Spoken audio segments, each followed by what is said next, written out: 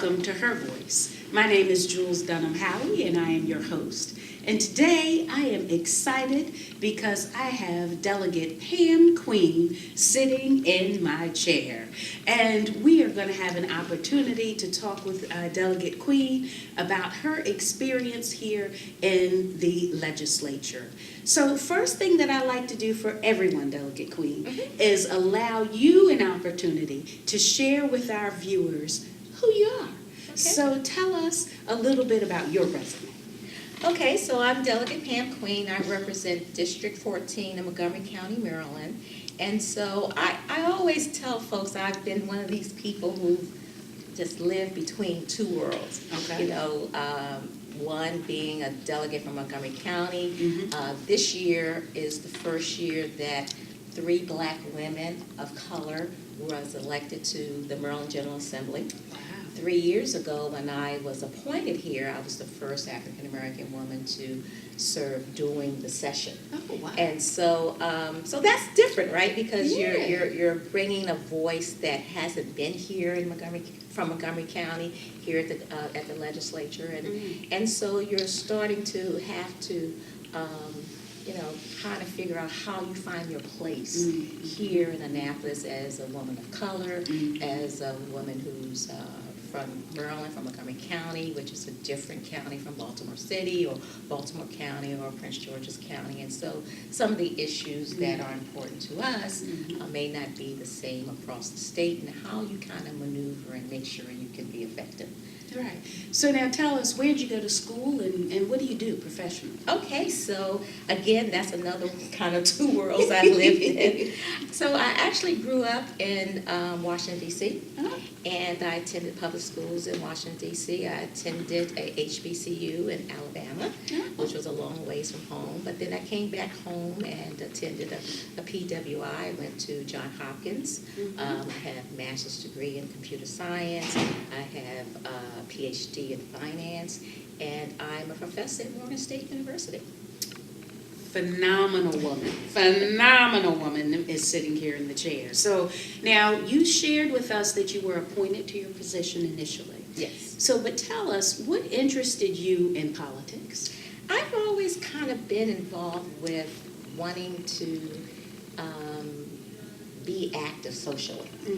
Again, I grew up in Washington, D.C., so that's kind of like a political town. Yeah. You see a lot of that. I grew up in a church where the pastor was a contemporary, Morehouse graduate, contemporary of Martin Luther King, and so I saw a lot of social action in growing up, and so was always involved in the political process, sort of behind the scenes. And so when I came to Montgomery County, I was involved with the Central Committee. I became a part of Emerge, wanting to see how could I, have my voice heard at the table, and so I got involved. Basically, I had just graduated from Emerge, and a position became available, and I applied for it from the Central Committee and was nominated to come in.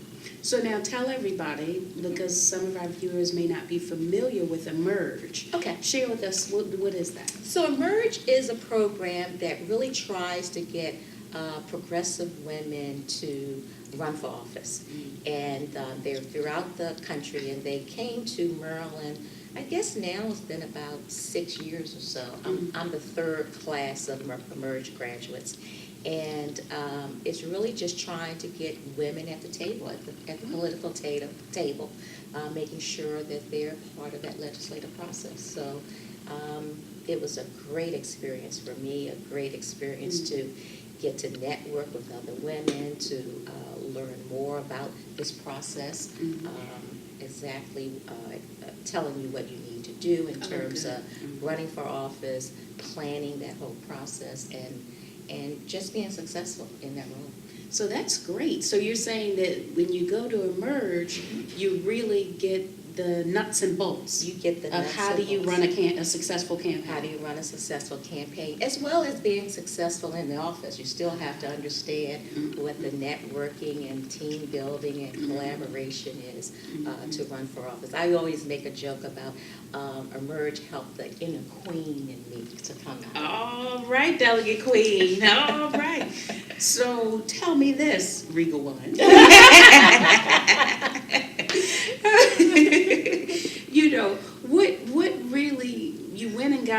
State Central Committee, but what made you really decide to take that plunge and say, okay, I'm ready to be in the forefront, I'm ready to be a delegate? So again, being behind the scenes, working to get other candidates elected, when you're on a central committee, that's really the role, is to try to help get the vote out, help to get others elected. And after a while, you're like, well, why can't I run? Or why can't I be part of that process of being that voice and representing folks? So that was sort of being behind the scenes and realizing that one day, I can really do this too.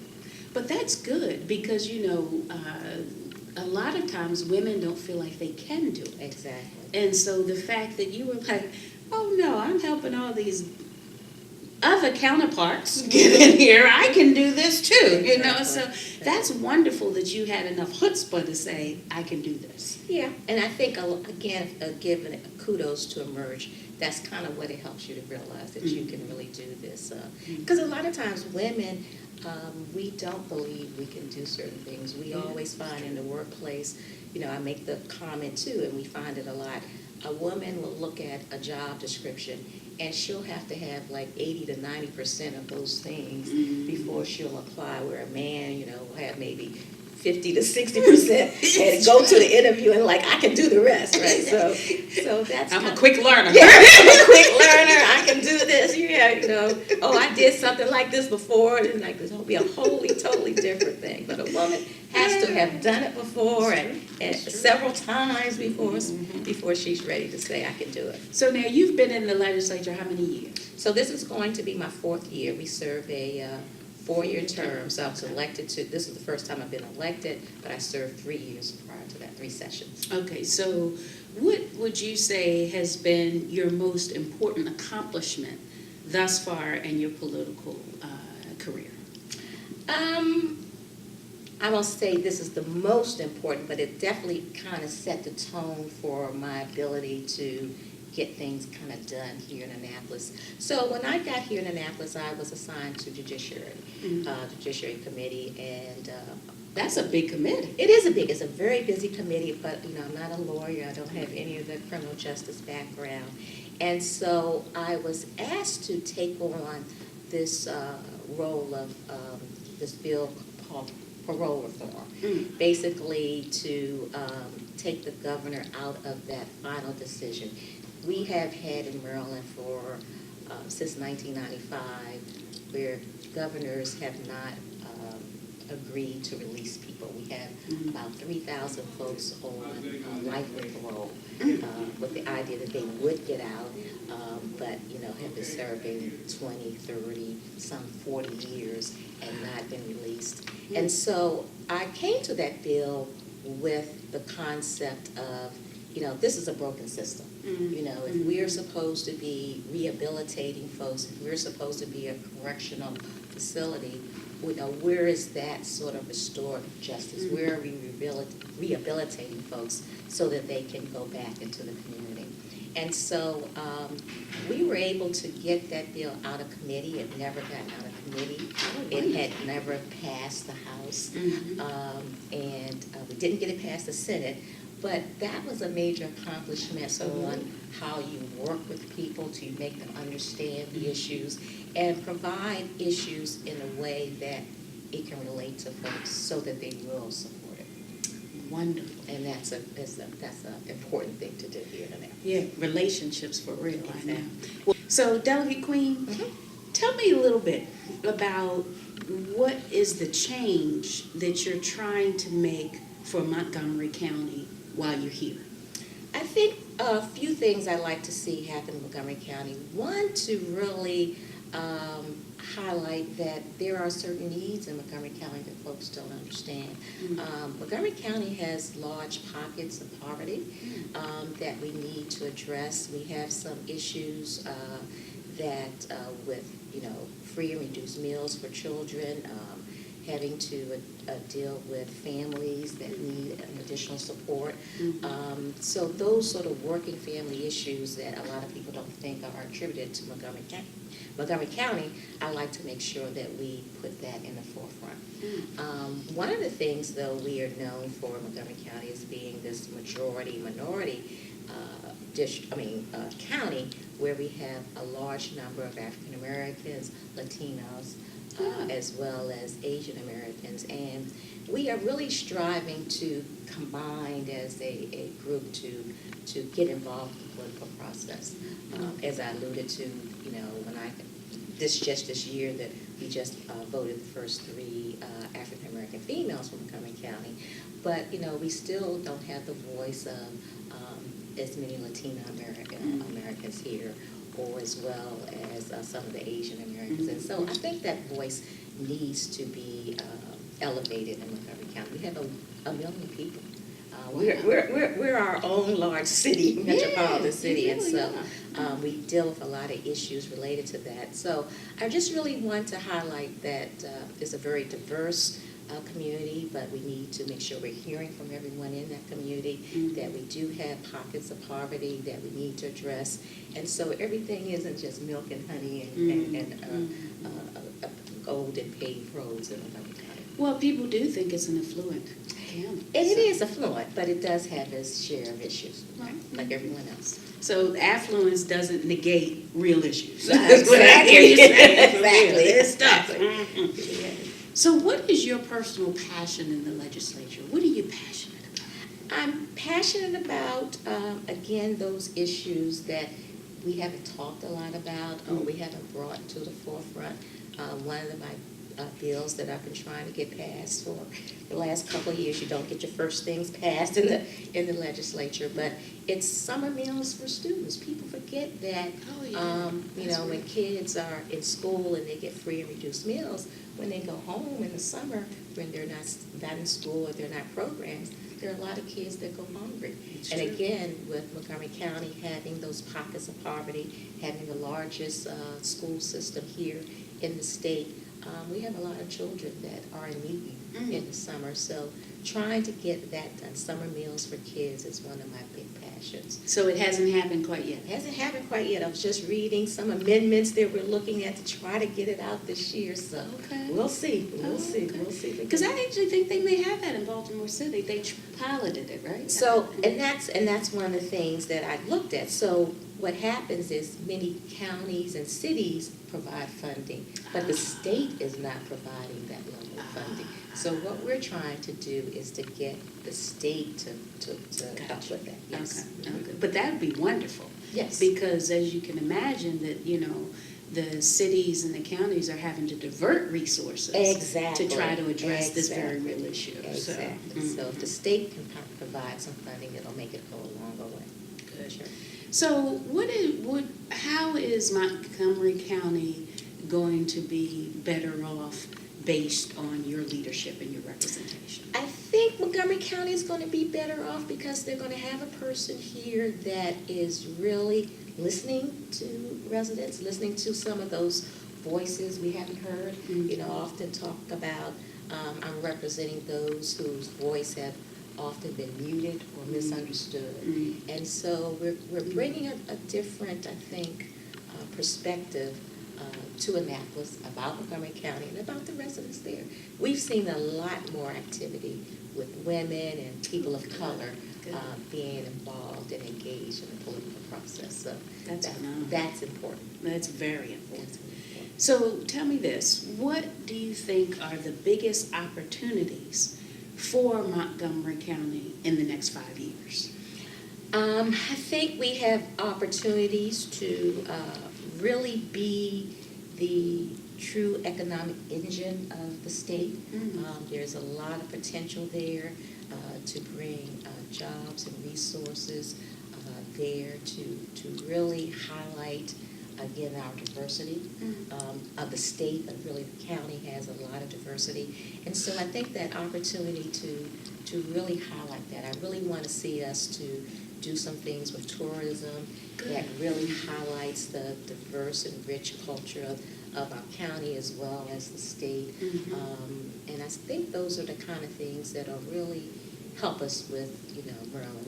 We think about destination places. As I said, Montgomery County is its own little metropolitan area with 1 million people. And so I think we can do a lot to elevate what's great about from a different perspective. Now, do you all have industry there? Yeah. Well, we have, one of the things we're trying to really cultivate is our biotech Oh, yeah. area. Yeah. So I think that's a very good area where we can continue to grow and, Sure. and to highlight, because, Baltimore has some of the hospitals and things, but we have, NIH, and we have some other sort of definitely. research areas that we can help with that. So I think we can really kind of elevate that. Absolutely. Absolutely. Wonderful. Yep. So tell me, what is one of the most innovative ideas that you've had, and what did you do with it? And it doesn't have to be in the legislature. It could be in the work environment, at school environment, wherever. So when I think of innovation, I think of some of the kind of like best practices and things that I've done. One of the things I've done at school, and I kind of applied here, is I use this concept of learning by doing. So this concept of where I teach finance in the School of Business in Morgan. And so one of the things I do is I take my students to the classrooms in Baltimore City. Really? Yes. So that's what they do too. When I tell them No. that they have to go in and teach a module on financial literacy. Oh, good. We work with various companies and things in the area, but the idea is that if you've learned something, you learn things by having to teach it and have people ask questions. So that one shows how well they've learned the topic. But the other thing that it helps with is allowing students to see folks in college that they may not have seen from their household, or they don't think that this is something I can attain, or something like that. So we have them come in. One time I had a student who was a football player at Morgan, so he came in with his jersey and we talked about sports and stuff, but then talked about the financial lesson that he had to do. So that's helpful, because I was really amazed that Morgan's 150 years last year, and we still have such a large number of students who are first-time college attendees and college graduates. So that's part of it too. But I take that same approach here in the legislature. So during my interim, I go out and I visit many sites that I'm engaged with. I've gone to prisons, I've gone to the morgue, I've gone to some of the high schools to watch their CTE programs. So I try to learn more about the process of the bills and things I'm dealing with by going out into the community. Learning by doing is my innovative approach. That's wonderful. It really is. And that's a phenomenal model, because I would guess as a professor, you really can understand if your student has a grasp on the critical concepts. Oh, exactly. Oh, you got to go back to the drawing board, baby. You missed that. You missed it. And putting people in the place of seeing some of that helps them, right? When you see, like I said, when I take them to the classroom, if you didn't understand that concept when I was teaching it, when one of those kids asks you a question, you want to start thinking about it and understanding that concept better. And say, Professor Queen. Yeah. So, Delegate Queen, I want the viewers to get to know you. Okay. So, with that being said, I want to know, what keeps you up at night? Not a lot. If you like me, I'm asleep. I ain't lying, but and I say that to say I really try not to let things get under my skin too much. I'm one of those people, I always tell folks I don't hold grudges. Once I'm upset about something, I'll let you know. And once I've done that, I'm okay with it. So I try really hard not to let things bother me. So, That's good. I can't do that. It to me is wasted energy. But you know what? That's a wonderful, wonderful trait to have. Because a lot of people can't let it go. They can't let it. They Let it go. Something happened 10 years ago. They're gonna still be talking about I it. gotta let it go. Yeah, let it go, let it go. I love it, I love it. So now this is the year of the woman. Yes. And especially the year of the woman in political office. And here we are in March, which is the Women's Month. Yeah. And so what impact do you think women will have in political office? I think women are going to make great strides in political office. I mean, we're seeing it here at the state. We see it locally. Even when I think back to work and we think about corporate America, all the studies kind of show when we have women on the board or women are in the boardroom, they bring a different perspective. I think we think of cause and effect a lot. Mm-hmm. We can put ourselves in the place of someone who may have been in a vulnerable situation. We always aren't the boss, so we have to learn to get along with people. I tell people the best training is being married. Yeah.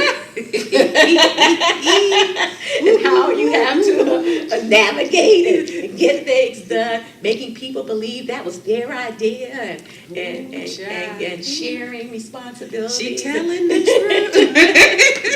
And not always having to take the credit for stuff, but just being glad it's done or done the way you like it. You mean stroke? You had a stroke? No, You know it. Okay. So, but that way of us trying to get things done by collaborating with people, to making sure everyone's voices are heard. Those are positive things to make a political statement and getting things done. So I think that's what we want to bring to the political process. And so as we get women in greater offices as governors and then finally as president, you'll see things done differently. I believe you. I absolutely believe you. But, there's been some criticism of this new group that's coming to the 116th Congress, particularly because they say that they don't really have patience for process and ears to hear.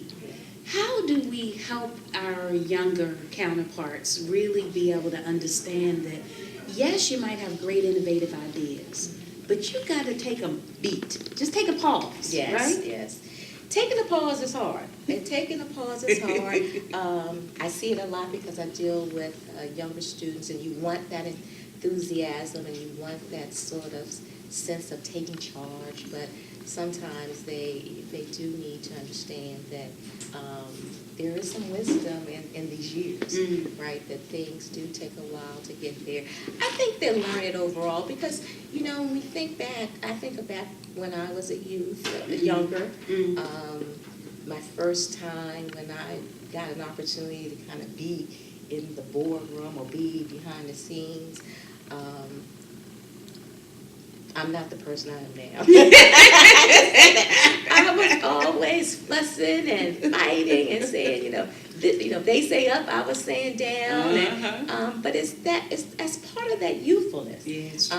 And I remember telling someone afterwards that for the first couple of years, they would just, I described it as they would just give me a pacifier, just something to shut me up, and just to keep me quiet. Yeah. But after a while, I learned that, okay, I really need the bottle. I needed them to be feeding me and preparing me for the long term. So once I understood that, just kicking and screaming wasn't always the way to get things done, I started to grow and understand that because it was more important for me to be in that boardroom and not get myself kicked out because I got a chance to make a lot of decisions or influence a lot of decisions. So I think they'll come around. We just got to keep working with them.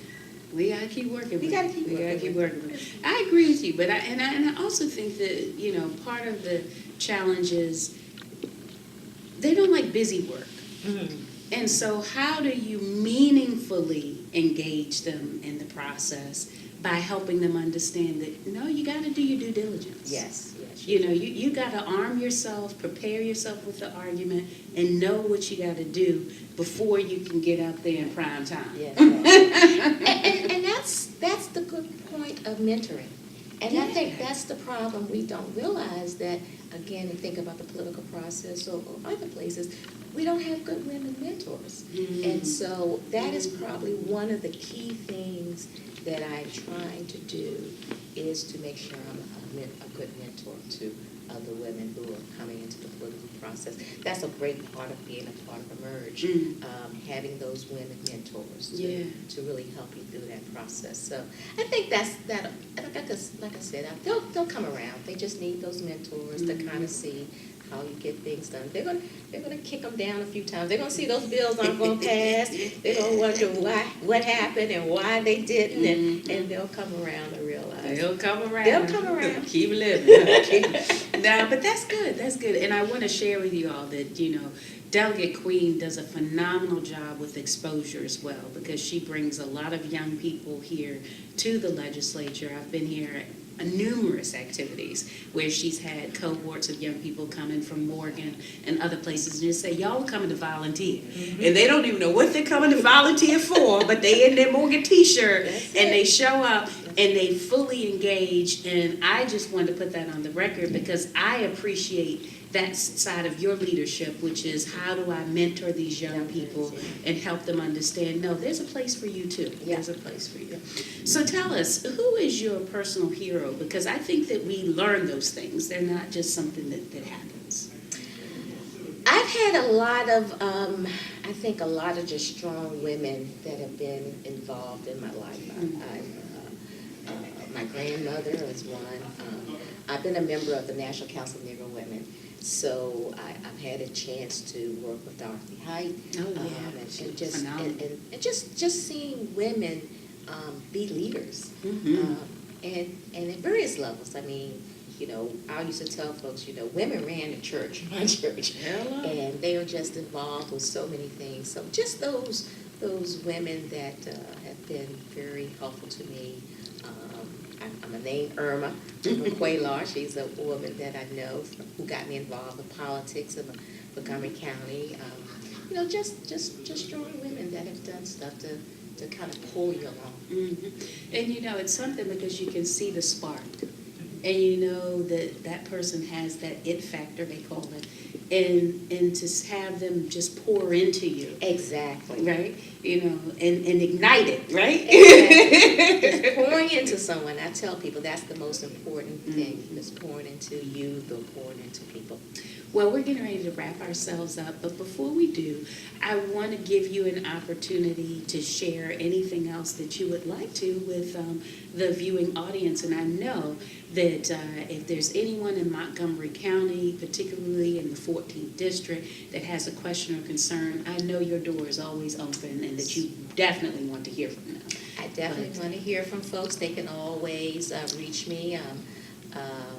I do have a website, www.pamqueen.com, so you can always call me.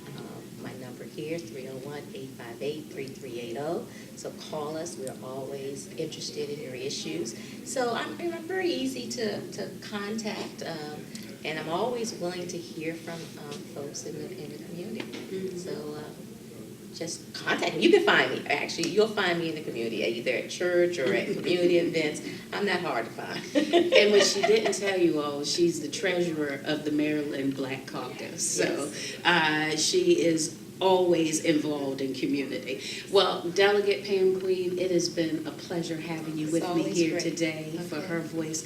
And we thank you for joining us, and we hope that you'll come back and tune in again for our next episode of Her Voice. I'm Jules Dunham Howie, signing off for now.